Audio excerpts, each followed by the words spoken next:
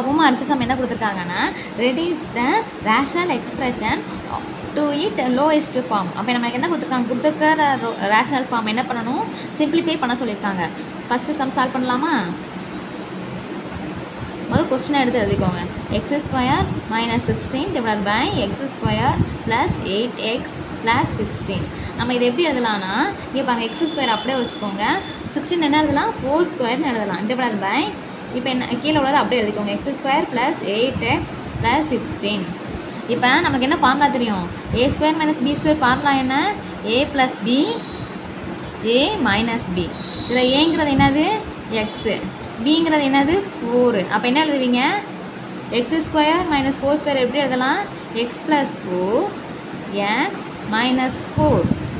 அப்போ நம்ம என்ன பண்ணியிருக்கோம், இப்படி அதாவது இந்த இதை என்ன பண்ணியிருக்கோன்னா ஃபேக்டரைஸ் பண்ணி எழுதியிருக்கோம். அதே மாதிரி கீழே உள்ள ஃபேக்டரைஸ் பண்ண முடியுதா பாருங்கள். என்ன கொடுத்துருக்காங்க,